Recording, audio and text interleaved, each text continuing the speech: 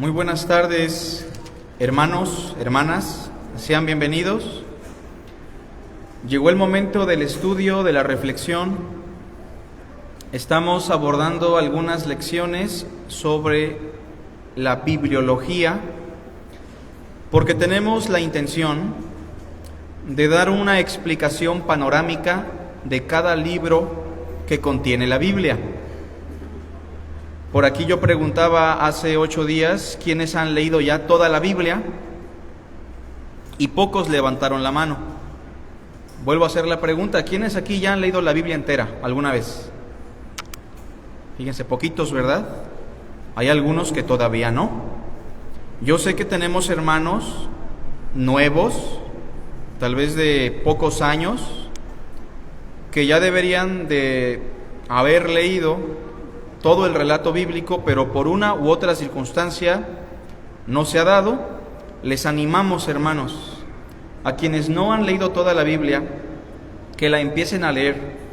De hecho, hace 8 días yo les dejé una tarea a manera de responsabilidad personal. Yo les animaba a que leyeran en su casa el libro del Génesis. ¿Se acuerdan? Y si alguien empezó a leer el Génesis, se dará cuenta que es un libro muy importante para el cristianismo. De hecho, si no leemos Génesis, no vamos a entender casi nada de la Biblia, porque como lo dice su nombre, los orígenes del universo, los orígenes de la humanidad, los orígenes del pecado en el hombre, los orígenes de las relaciones entre los diferentes seres humanos, con los ángeles, con el mismo Satanás, con Dios, los orígenes de las lenguas, los orígenes de los patriarcas, los orígenes de todo lo que tenemos en el relato bíblico. Si alguien empezó a leer el Génesis, se dará cuenta que la primera parte versa sobre la humanidad antes del diluvio, desde Adán hasta Noé. Y si alguien avanzó más todavía, se dará cuenta que se nos habla de una humanidad postdiluvial, o sea, después del diluvio, pero que ya empieza a recaer todo sobre un personaje en particular llamado Abraham. Y entonces la lupa del Génesis recae solamente sobre esta familia, la familia de Abraham, y posteriormente van surgiendo otras familias de Abraham hasta que se forma el pueblo israelita. Bueno, ya dentro de 8 días estaremos hablando un poco del Génesis, pero ¿quién sí empezó a leer el Génesis en la semana? Levante su mano. ¿Quién dice, yo sí leí el primer capítulo, aunque sea, ¿no? Primer versículo, aunque sea. En el principio creó Dios los cielos y la tierra. Bueno, hay que avanzar, ¿no? Dese la oportunidad y póngase una meta. No desayunar sin antes leer un capítulo del Génesis. No comer sin no leer antes un capítulo del Génesis. Y no cenar hasta leer un capítulo del Génesis. Y se dará cuenta que lo va a hacer. Porque ¿verdad que no posponemos mucho nuestras comidas? A veces. Pero la comida es necesaria, esencial para nuestro desarrollo, para nuestra salud. Y de la misma manera, el alimento espiritual es necesario para nuestro desarrollo y crecimiento. Así que les animo, hermanos, a que no lo dejen de hacer. Pero el día de hoy estaremos abordando algo muy importante. Hace 8 días hablábamos sobre el canon, ¿se acuerdan? Y explicábamos que esta palabra canon, que se traduce literalmente como vara o regla, en el cristianismo se usa para hablar de la regla de fe y conducta del cristiano.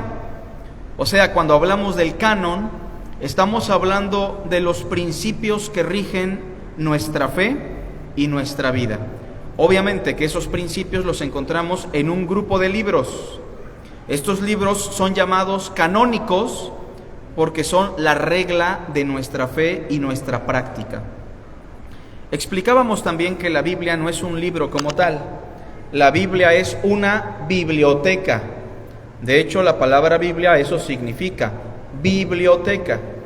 y que en la Biblia vamos a encontrar muchos libros, pero que a diferencia de otras denominaciones cristianas u otras corrientes religiosas, el cristianismo protestante tiene unos libros distintos a otras corrientes cristianas.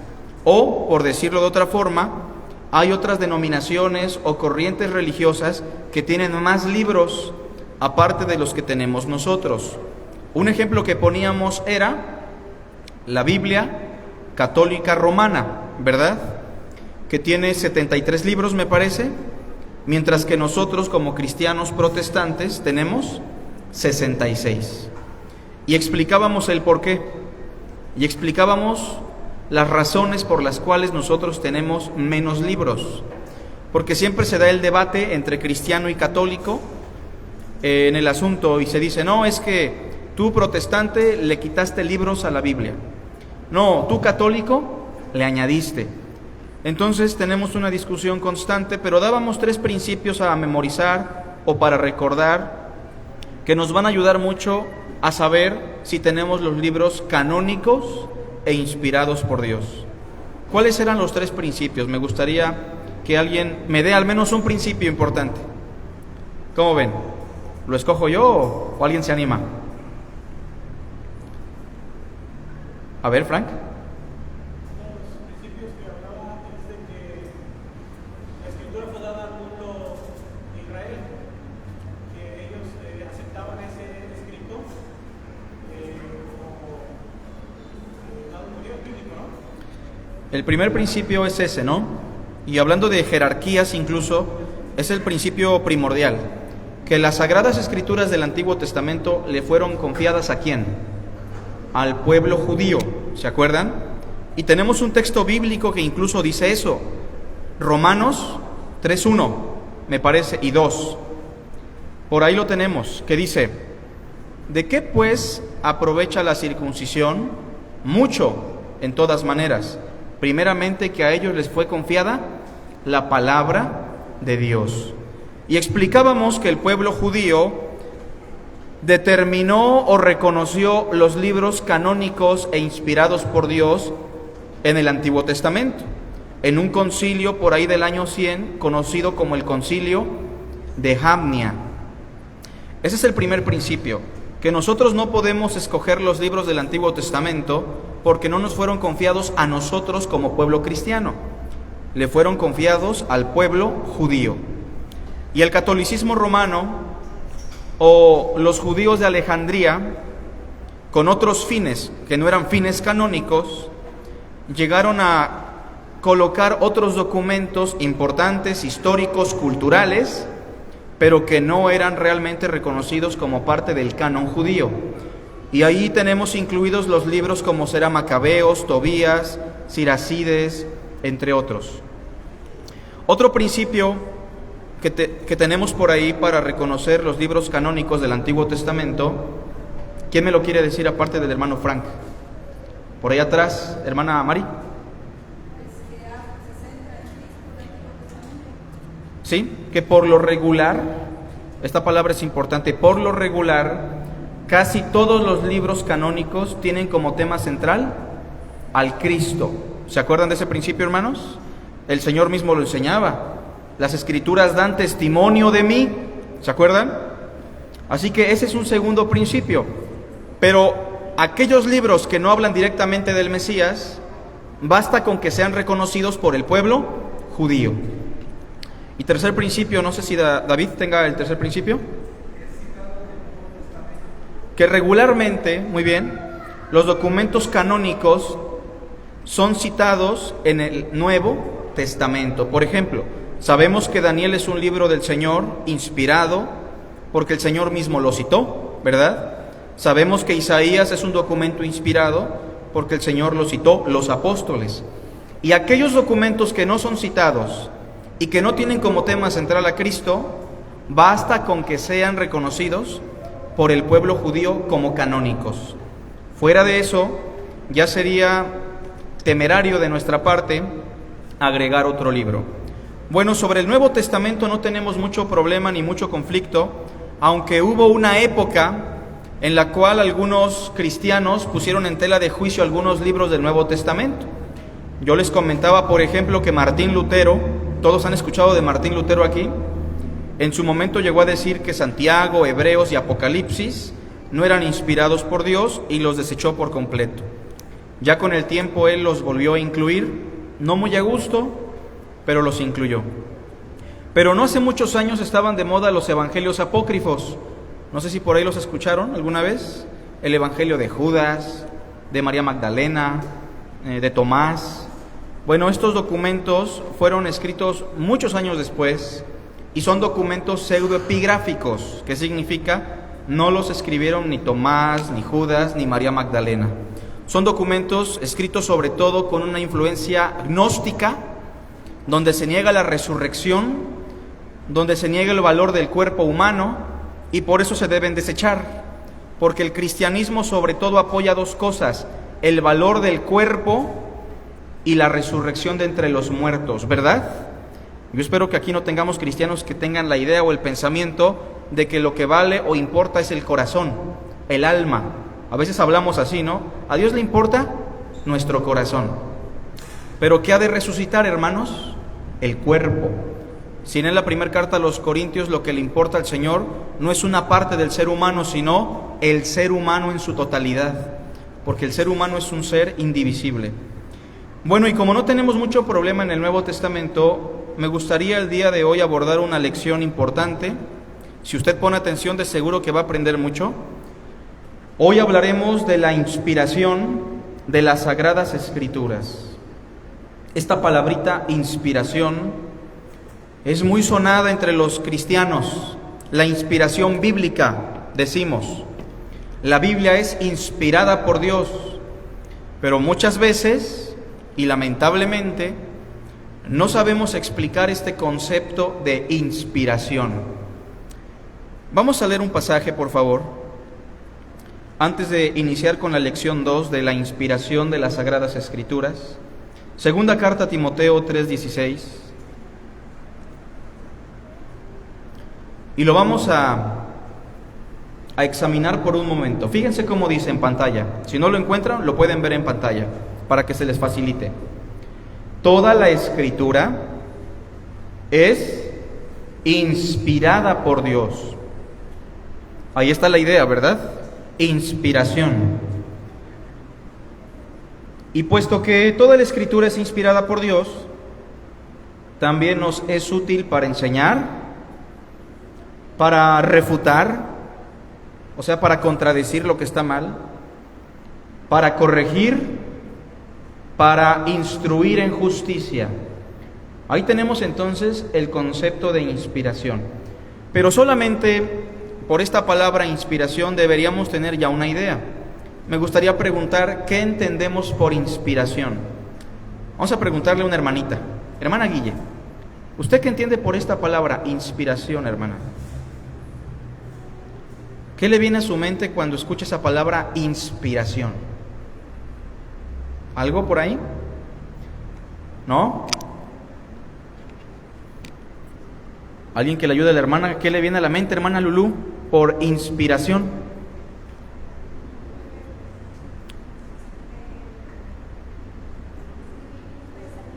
¿Escribir un pensamiento? Bueno, ya dijo algo, ¿verdad, la hermana? ¿Hermano Carlos? Bueno, aliento de vida. Redactar algo. Por ahí va.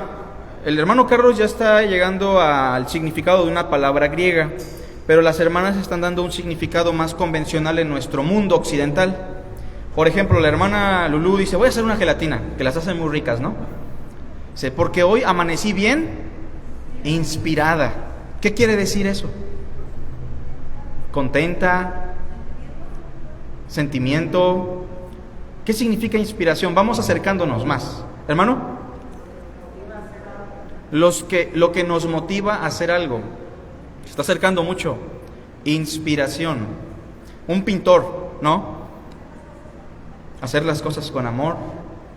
¿También? Bueno, estamos acercándonos, pero un pintor dice, estoy súper inspirado, y empieza a pintar un cuadro muy hermoso, y ahí está la Mona Lisa, ¿no? ¿Qué significa esto de que estaba inspirado? O el hermanito Rafa dice, voy a tocar con energía los himnos porque estoy inspirado. Pareciera que la palabra no tiene mucho que ver con nuestro tema, pero tiene que ver. Acuérdense, inspiración se explica o se define como una influencia. Por ejemplo, el enamorado está inspirado y le va a escribir a su novia una carta porque está influenciado ¿por quién? Por su novia, ¿verdad? Por el amor que le tiene. El pintor viajó a la playa, vio un paisaje hermoso y llegó a su casa y dice, voy a pintar ahorita porque estoy inspirado. La playa, el mar, el paisaje lo influenció. ¿Qué es la inspiración? Influencia. Es una influencia. Pero cuando hablamos de inspiración bíblica, tenemos que definir todavía más esta palabra influencia. Seguimos con el concepto de inspiración en la diapositiva. Fíjense, ¿qué es la inspiración? Concepto de inspiración. Se define como ¿qué?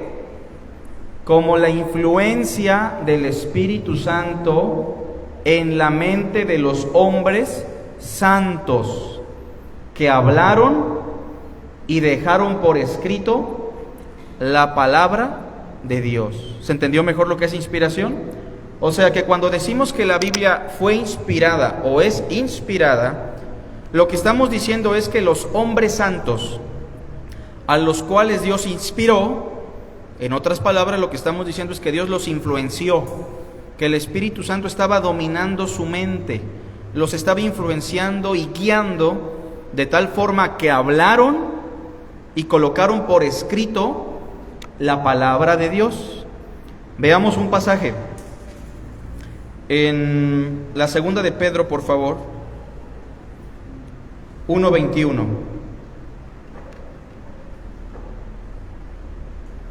Fíjense cómo dice aquí: porque nunca la profecía fue traída por voluntad humana. Hermanos, profecía aquí se define por el contexto como las Sagradas Escrituras. Si ustedes ven el verso 20 arribita, ahí lo dice.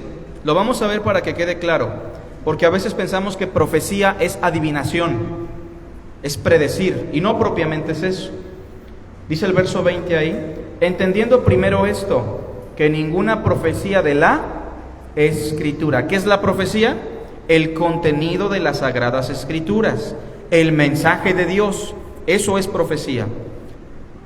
Bueno, el verso 21 dice: porque nunca la profecía fue traída por voluntad humana. No es que Pedro dijo un día, pues yo voy a escribir 2 cartas para que queden ahí registradas como palabra de Dios.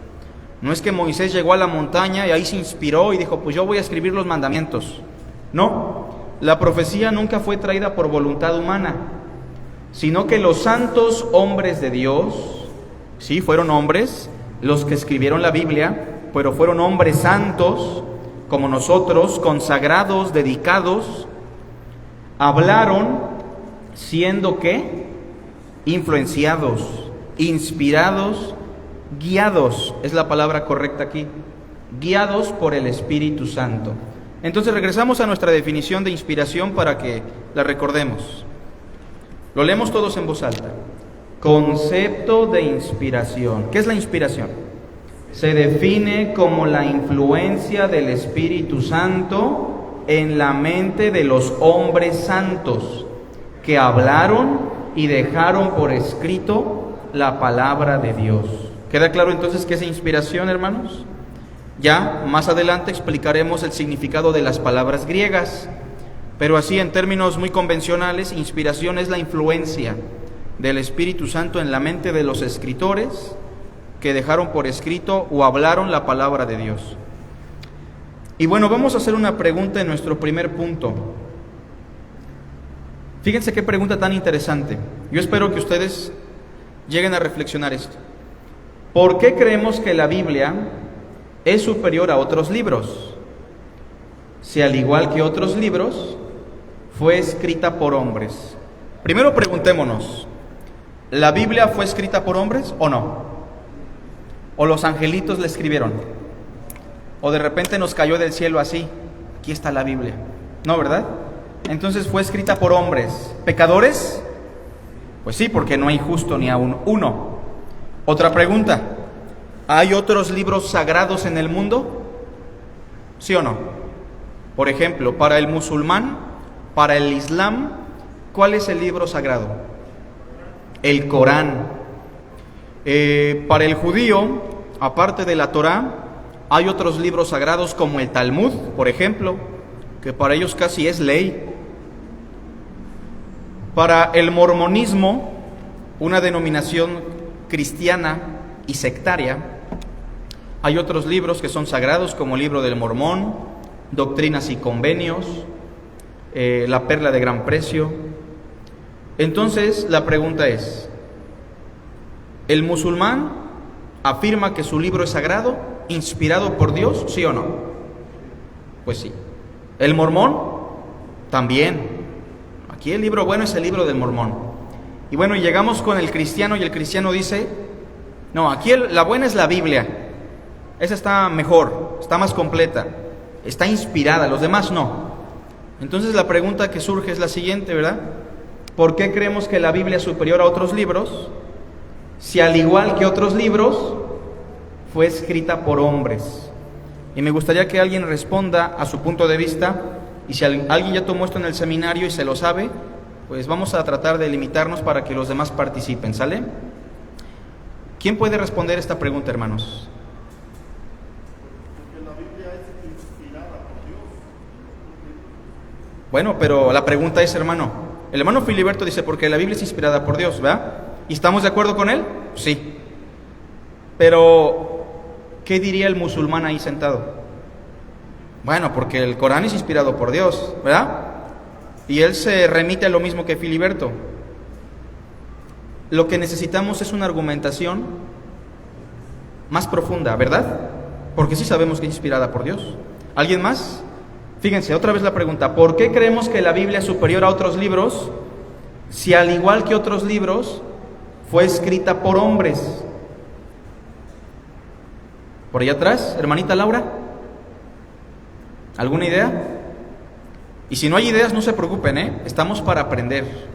La idea es que los que no sabemos salgamos con un mayor conocimiento para crecer en el amor al prójimo y a nuestros hermanos.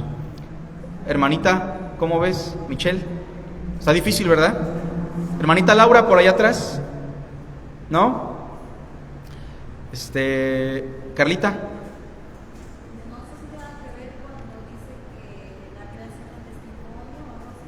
Bueno, ahí hablamos sobre la veracidad de un Dios, de la divinidad, pero aquí queremos defender la inspiración de un libro en particular, la Biblia. Porque fíjense, si tenemos al mormón, al cristiano, al judío con el Talmud y al musulmán con el Corán, ahí se desgreñan, ¿verdad? Porque todos dicen, no, es que aquí el inspirado es este. Entonces la pregunta está ahí en el aire. A ver, un hermano del seminario, ¿por qué creemos que la Biblia es superior a otros libros si al igual que otros libros fue escrita por hombres? ¿Nos lo van a preguntar alguna vez o no? Sí, nuestro vecino, ¿no? Nuestro cliente, nuestro compañero de trabajo. Oye, tú que eres cristiano y lees tanto ese libro, ¿por qué crees que es mejor o inspirado o sagrado si también fue escrito por hombres como el Libro del Mormón o como el misal que yo traigo, ¿no? Entonces vamos a escuchar una opinión. Por aquí teníamos...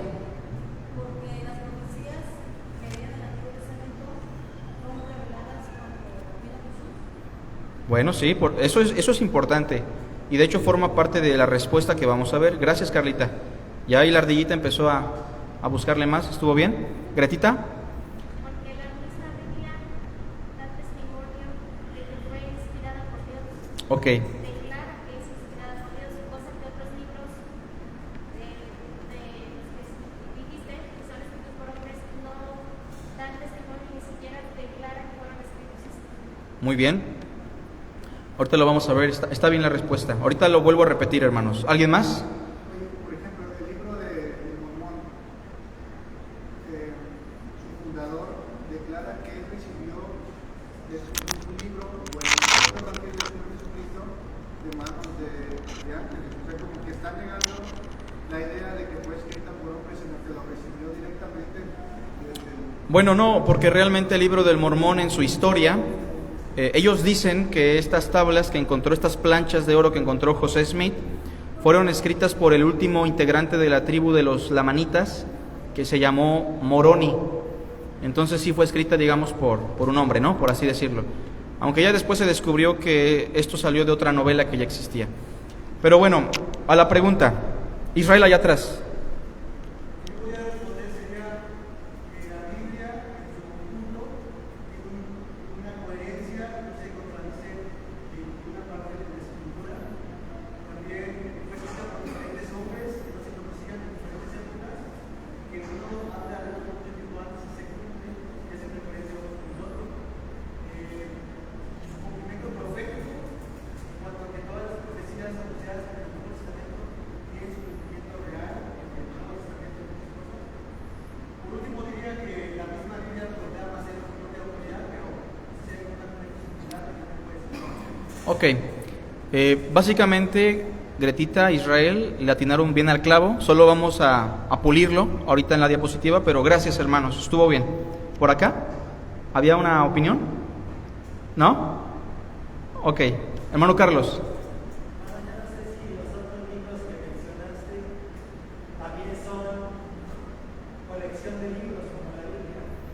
Ok. Sí, miren, sobre todo hay que pensar en lo que dice Israel de la coherencia. Por ejemplo, el libro del Mormón, y no tengo nada contra el libro del Mormón, de hecho me gusta mucho leerlo porque me proyecta a una película, ¿verdad? Muy interesante. Pero el libro del Mormón, por ejemplo, habla de los caballos en América, ¿no? Cuando los caballos no existían en América hasta que llegaron los españoles. O sea, arqueológicamente y culturalmente está chueco. Se habla del hierro en Estados Unidos en la época de los mormones, las tribus judías que llegaron, pero realmente el hierro no llegó a América sino hasta que llegaron los españoles, ¿no? Los europeos. Se habla de un monte que tiene muchas cosas ahí enterradas, pero curiosamente nunca han permitido que se excave ahí, porque se habla de una incoherencia en el relato de los escritos del Mormón, como también encontraremos en el Corán. Entonces, la Biblia definitivamente sí tiene una coherencia, es inerrante, pero vamos a sintetizar la respuesta, ¿sale? Repetimos la pregunta. Cuando les pregunten, ¿por qué creemos que la Biblia es superior a otros libros? Si al igual que otros libros fue escrita por hombres, la respuesta la vamos a dar en 2 puntos. Inciso A. Primero, fíjense la respuesta, y es muy sencilla en este punto, porque es el único libro sagrado que declara ser inspirado por Dios. Lo primerito, vamos de lo más sencillo a lo más difícil. El Corán no dice ser inspirado por Dios en ningún lugar. El libro del Mormón tampoco. El único libro sagrado en el mundo que declara ser inspirado por Dios es la Biblia. Veamos algunos versículos, por favor. Segunda a Timoteo 3:16. ¿Alguien lo puede leer en voz alta, por favor? Con voz de arcángel y con voz de trompeta. Quien guste.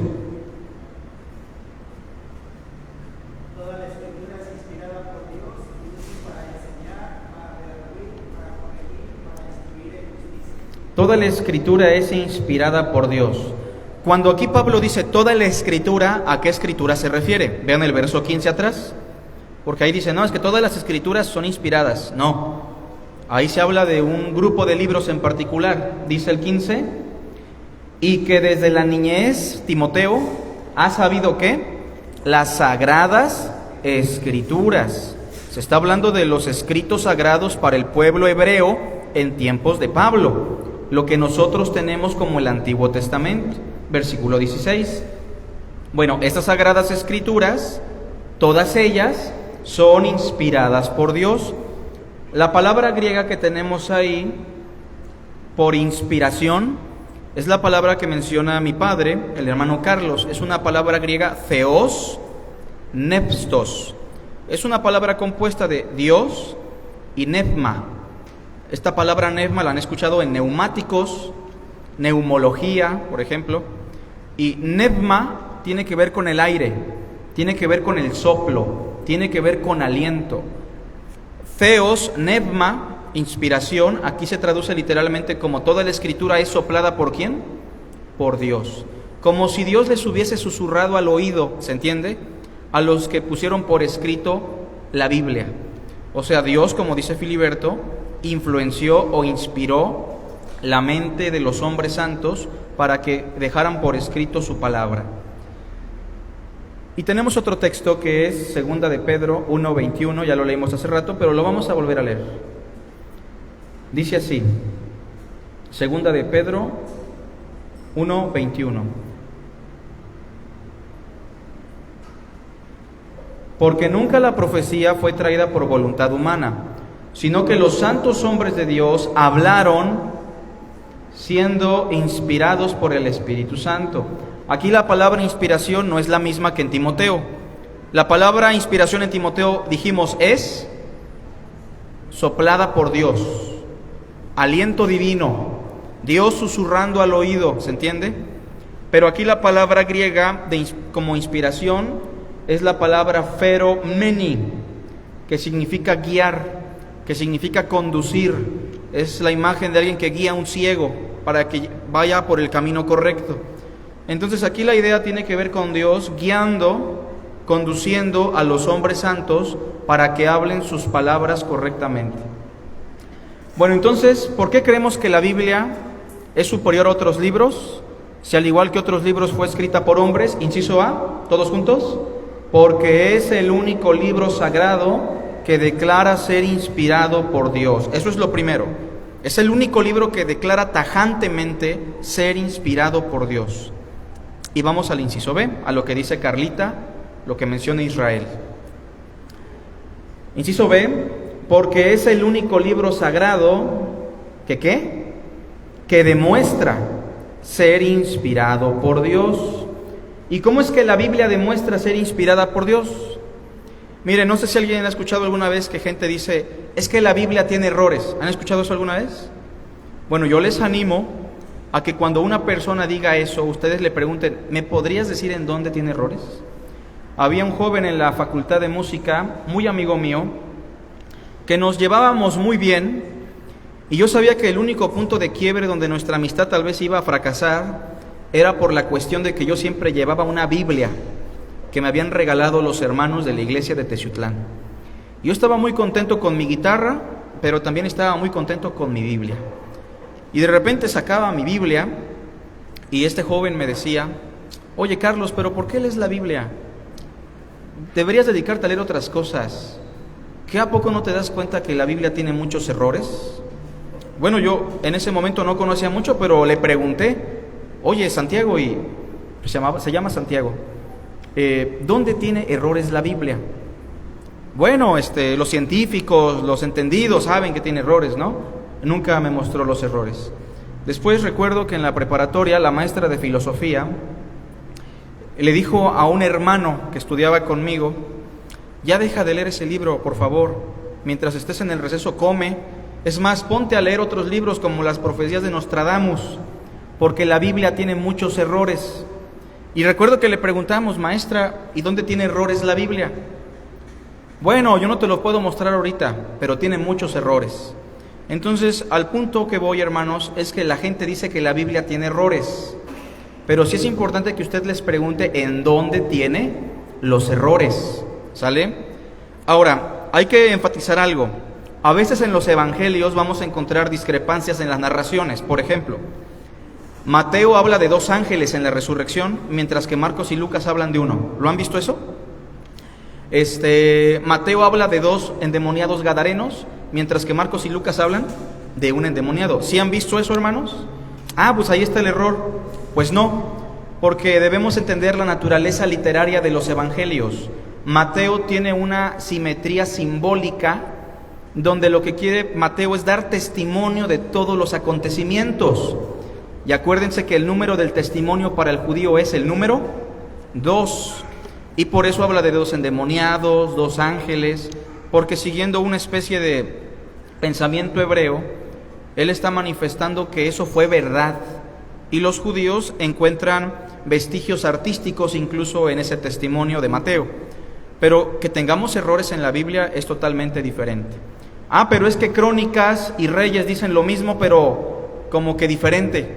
¿Sí han leído también eso? ¿O han escuchado ese argumento? Bueno, es que los Reyes es la perspectiva profética de los acontecimientos y el libro de las Crónicas es la perspectiva sacerdotal. Y cuando hablamos de perspectivas, es como si estuviésemos en un accidente automovilístico y el que vio de frente el accidente lo narra bien, pero desde su propia perspectiva. Y el que lo vio desde atrás lo narra bien, pero también desde su propia perspectiva. Entonces sí es importante que si alguien piensa que la Biblia tiene un error, lo demuestre. Bueno, vamos por ahí a un escrito que tenemos. Bueno, primero veamos. Sabemos que demuestra que es inspirada por Dios en el cumplimiento profético de las Sagradas Escrituras. Como comentaba Carlita, muchas profecías se han cumplido cabalmente a lo largo de la historia de la humanidad. Por ejemplo, todas las profecías descritas en el Antiguo Testamento sobre el Mesías. Miren, 700 años antes de que el Cristo muriese en la cruz, humillado por el pueblo, Isaías ya lo había dicho. 700 años antes de que Cristo naciera en Belén de Judea, que es un lugar que usted puede visitar hasta el día de hoy, el profeta Miqueas ya lo había dicho. 2000 años antes de que Cristo fungiera como profeta o como cordero, Moisés ya lo había profetizado en la ley mosaica o en la Torá. Así que tenemos un sinfín de profecías mesiánicas que se han cumplido en la persona de Cristo, en la persona de Jesús, que nos muestran que la Escritura es inspirada por Dios. ¿Qué otra cosa? También las profecías sobre los reinos que vendrían sobre el pueblo hebreo. Si recuerdan que Daniel predijo qué pueblos vendrían a dominar sobre el pueblo judío, los babilónicos que estaban en ese momento, después los medo-persa, los griegos, los romanos, y todo se fue cumpliendo cabalmente de acuerdo a la profecía. Y por último tenemos ahí un ejemplo muy importante, la destrucción de Jerusalén en el año 70, descrita en Mateo 24. ¿Quién recuerda esa profecía? No quedará piedra sobre piedra que no sea derribada, lo cual se cumple cabalmente en el año 70 después de Cristo, y podríamos mencionar muchos otros ejemplos, pero basta con estos en cuanto a profecía se refiere. Son algunos ejemplos de cómo la profecía bíblica se ha cumplido en la historia de la humanidad. Eso por una parte, hermanos. Pero, si seguimos respondiendo en cómo lo demuestra, aparte de las profecías, veremos también que la Biblia demuestra que es inspirada en la inerrancia. ¿Quién entiende esta palabra inerrancia, hermanos? Inerrancia, no error. O sea que la Biblia tiene una congruencia. La Biblia no tiene ningún error. Miren, este libro que tengo aquí, ¿tiene errores? ¿Cómo ven? A veces el hermano Carlos dice, mejor vamos a ver en la Biblia de las Américas, ¿se acuerdan? Porque aquí hay un error de traducción. ¿Este libro como traducción tiene error?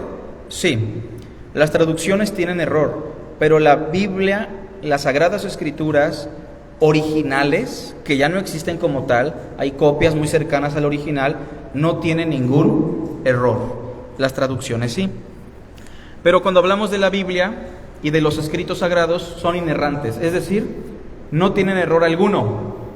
En algunas porciones encontramos diferentes ópticas en la narración de algunos eventos, como yo daba el ejemplo de un accidente automovilístico, ¿no? O como los evangelios sinópticos, que son diferentes ópticas de los acontecimientos del Mesías.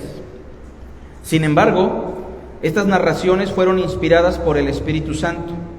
Por otra parte, también hay que enfatizar que la palabra de Dios no tiene error, pero las traducciones no están exentas del error. ¿Se entiende eso, hermanos?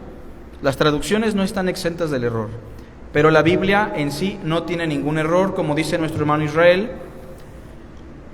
A través de diferentes siglos, muchos personajes de diferentes épocas, con diferentes lenguas, con diferentes culturas, con diferentes contextos históricos, escribieron algunos libros que tenemos en la Biblia. Y todos ellos no se conocieron, pero todos ellos tienen un mismo mensaje, una misma congruencia, como si la Biblia fuese un rompecabezas que embona correctamente un libro con el otro. De manera que también se nos demuestra en la inerrancia. Y repetimos, cuando alguien nos diga que la Biblia tiene error, es importante que le preguntemos en dónde. Mateo 5:18, por favor. Aquí nos habla Cristo de la inerrancia. Porque de cierto os digo que hasta que pasen el cielo y la tierra, ni una jota, ni una tilde, que eran las puntuaciones más pequeñas del lenguaje escrito de los hebreos, ninguna de estas cosas, por chiquitas que sean en el escrito, pasará hasta que todo se haya cumplido. Para Cristo, ¿qué tan inspirada es cada palabra, hermanos? Totalmente inspirada. Cada palabra cuenta como inspirada por Dios. Cada letrita, por muy pequeña que sea, a esto se le conoce como la inspiración verbal. Pero sí estamos hablando de que la Biblia es inerrante y no tiene ningún error. Siguiente. Y por otra parte nos demuestra que es inspirada porque la Biblia es infalible. A esto se le conoce como la infalibilidad de las Sagradas Escrituras. ¿Qué significa esto de que la Biblia es infalible, hermanos?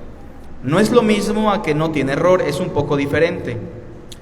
Les voy a poner un ejemplo. Se habla de que en la Edad Media existía un arquero muy bueno, muy bueno, y que cuando le ponían el círculo para dar en el blanco, este arquero, a diferencia de los demás, no apuntaba al blanco para que la flecha cayera directamente en el puntito donde debía de caer, sino que este arquero, a diferencia de los demás, daba todo un espectáculo, porque apuntaba hacia otro lugar, aventaba la flecha chocaba contra un muro de concreto, pegaba en un caldero de fierro y daba todo un viaje ahí por el lugar donde estaban, pero siempre caía al lugar exacto donde tenía que caer. Bueno, ¿el método fue el mejor? No, ¿verdad? Pero siempre da en el blanco este arquero. Ahora, no es un buen ejemplo porque la Biblia no tiene un proceso equivocado o errado. La Biblia es inerrante, pero la Biblia siempre da en el blanco, es infalible, o sea, cumple con su propósito. ¿Para qué nos fue dejada la Biblia, hermanos? ¿Alguna pregunta? ¿Alguna respuesta, perdón? ¿Para qué nos fue dejada? ¿Cuál es su propósito? Bueno, instruirnos como cristianos. ¿Qué otro? Darnos el conocimiento de la salvación, entre muchos otros. Y a pesar de que la Biblia ha sido muchas veces manipulada, que ha sido atacada, y que es el libro más antiguo de la historia, que ha sido buscado para ser aniquilado, se ha preservado y ha cumplido con su propósito. Por eso decimos en este punto que la Biblia es infalible.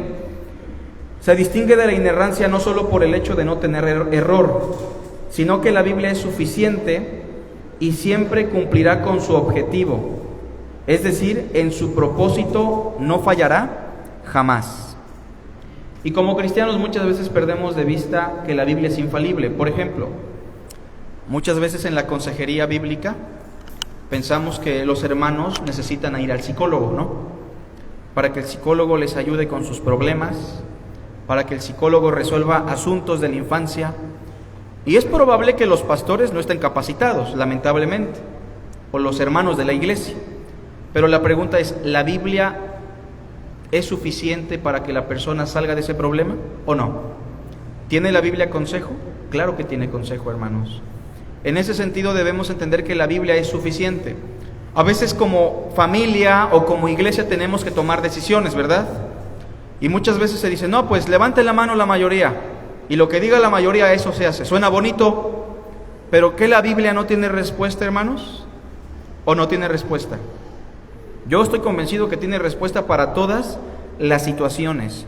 Y cuando la situación no aparece en la Biblia, hay principios bíblicos que nos deben guiar siempre, hermanos. Veamos este pasaje, 2 Timoteo 3:15 al 17, en esto de que la Biblia no falla en su objetivo. Se le dice a Timoteo que desde la niñez ha sabido las Sagradas Escrituras. Imagínense un niño que desde muy pequeño conocía las Sagradas Escrituras. ¿Cuántos niños aquí conocen la Biblia, hermanos? Híjole, está difícil a veces, ¿verdad? Porque pensamos que poniéndoles al Patito Juan o las películas de niños cristianas, ellos van a crecer con el conocimiento divino.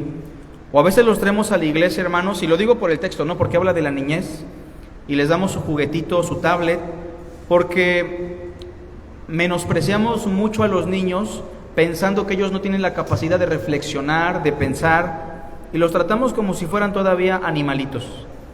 Pero la pregunta es, ¿los niños que están aquí hoy tienen la capacidad de conocer a Dios en las Escrituras o no? ¿Verdad que sí? Porque miren, hermanos, yo incluso lo ponía como ejemplo a mi perrito. Cuando yo compré un perrito hace unos 4 años, me parece, le enseñé al perrito a sentarse, y muy chiquito, y aprendió.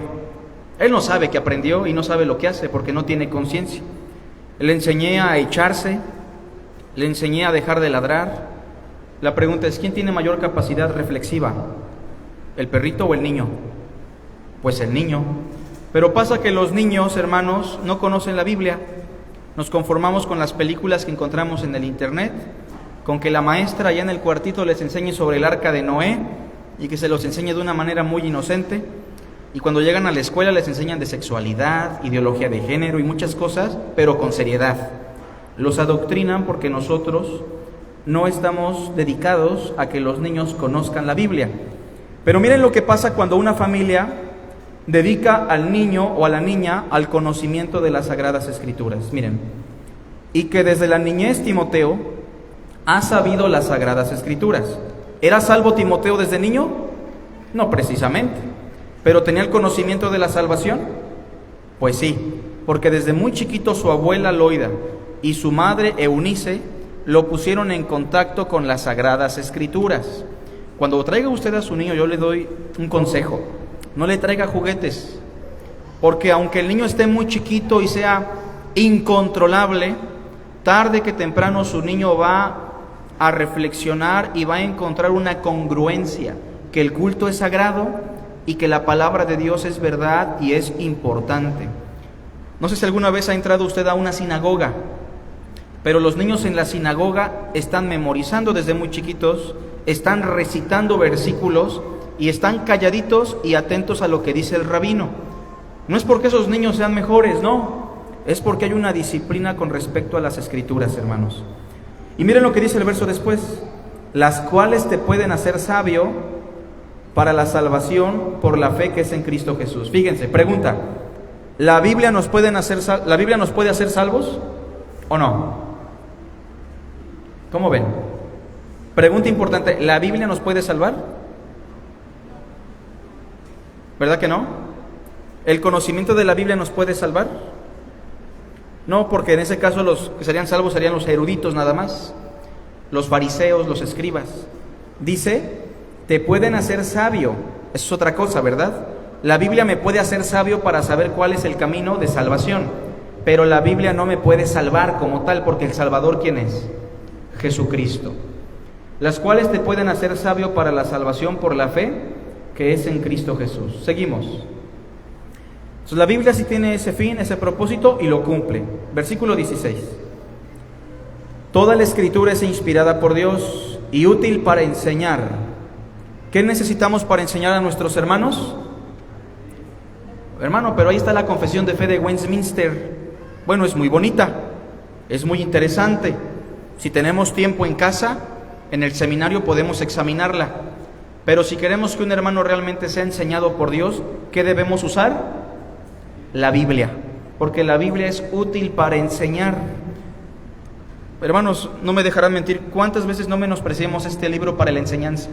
Mucho, por catecismos, confesiones, libros de autores cristianos muy buenos, hay que reconocerlo, pero la Biblia es suficiente, es infalible, útil para enseñar, para contradecir, esa es la idea de redarguir, corregir lo que está al mal, refutar, contradecir al que dice algo incorrecto.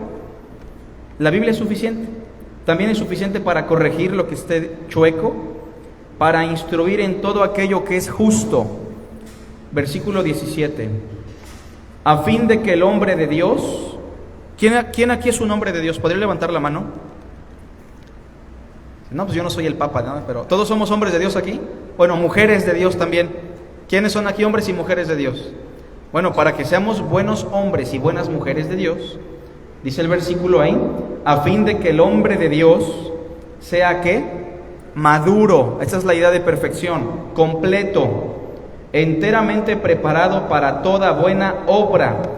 Para todo la Biblia tiene consejo, hermanos, ¿o no? Para cualquier área. Miren, la Biblia me puede enseñar correctamente con quién me debo casar, ¿o no? La Biblia me puede enseñar en qué debo trabajar. Hay trabajos que no son propiamente lo mejor. La Biblia me va a enseñar que debo estudiar. La Biblia me va a enseñar todo, o al menos me va a dar principios para que mi vida se dirija a toda buena obra. ¿Y tenemos otro verso por ahí, hermanos, o ya no? Ya no, ¿verdad? Siguiente diapositiva, hermanos. Bueno, punto número 2, y ya para terminar, hermanos. Las palabras que registra la palabra de Dios. Fíjense cómo hay un juego de palabras ahí. ¿Las qué? Las palabras en plural. ¿Que registra qué? La palabra en singular. Debemos recordar que la Biblia es la palabra de Dios en las palabras de los hombres. ¿Cómo?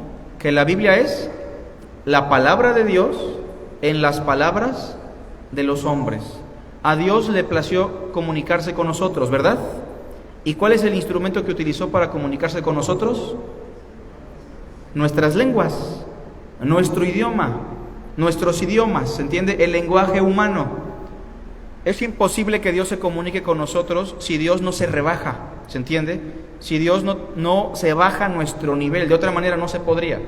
Por eso la palabra de Dios, o la Biblia, es la palabra de Dios en las palabras de los hombres. ¿Por qué creen que tenemos que estudiar etimologías muchas veces?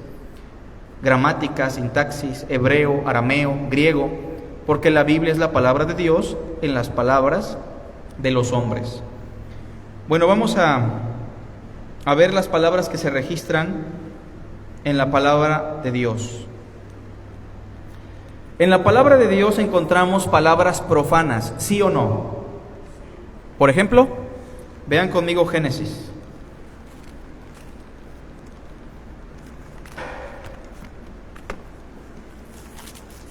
O sea que a Dios le plació dejar en su palabra santa grabadas palabras profanas, palabras de maldición, palabras malignas de hombres profanos. Vean conmigo Génesis, capítulo 4, versículo 23.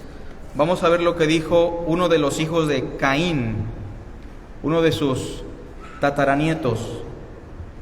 Génesis 4, versículo 23. Y dijo Lamec a sus mujeres. Para empezar, Lamec es un modelo que va en contra de Dios. ¿Por qué? Porque si leyeron el Génesis en la semana, cuando Dios creó al hombre y a la mujer, habló de un hombre y una mujer precisamente para construir lo que es el matrimonio. Pero Lamec, siendo un descendiente de Caín, tomó un modelo diferente, que es el modelo de la bigamia. Y dijo Lamec a sus mujeres: Ada y Sila, oíd mi voz. Mujeres de Lamec, escuchad mi dicho, que un varón mataré por mi herida y un joven por mi golpe. ¿Son palabras buenas? ¿Verdad que no? Son palabras de maldición, son palabras de venganza, palabras de amenaza, son palabras profanas. Pero estas palabras ¿forman parte de la palabra de Dios o no? Pues claro que sí. Forman parte de la palabra de Dios, pero son palabras ¿de quién? De un hombre profano, al cual Dios le plació dejar ahí en el texto que tenemos. Inciso B, también en la Biblia vamos a encontrar palabras de ángeles. Está por demás buscar versículos, ¿verdad? Pero ¿verdad que también en la Biblia tenemos palabras de ángeles? Inciso C, en la Biblia vamos a encontrar palabras de demonios, ¿verdad que sí, hermanos? Demonios ahí diciendo algunas cosas en los evangelios, sobre todo.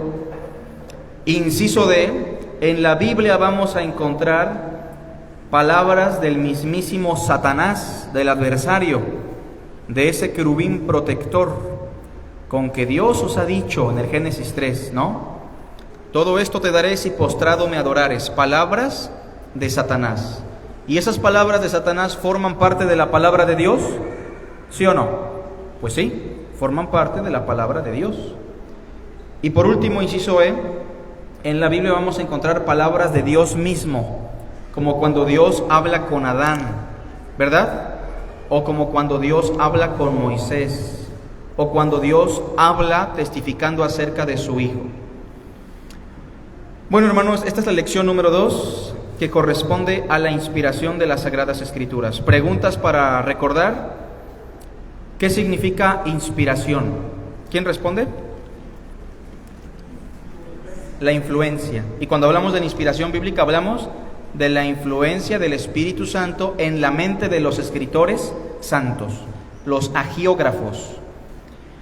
Otra pregunta: ¿por qué creemos que la Biblia es superior a otros libros, si al igual que otros libros fue escrita por hombres? En dos cosas sencillas. Primero, porque es el único, antes de demostrar, que declara ser inspirado por Dios. Y segundo, porque es el único que demuestra que es inspirado por Dios. Esas son las dos grandes preguntas que, si ustedes las recuerdan, hermanos, les van a ayudar mucho. Obviamente que yo les podría recomendar algunos materiales de estudio sobre el tema, o si quieren mayor información, yo les animo que se anoten en el seminario más adelante para que puedan ser instruidos de una manera más profunda. Hermanos, ¿no hay preguntas, comentarios, observaciones? ¿No? Dentro de 8 días iniciamos con el Pentateuco, ¿sale? Entonces, ¿cuál es la tarea? Terminar Génesis, leer Génesis, terminar el Pentateuco si se puede. Y aquí vamos a hacer algunas preguntas para ver si todos leyeron, ¿sale? Que Dios les bendiga, hermanos. Les dejo con nuestro hermano Aurelio en lo que resta de nuestro servicio.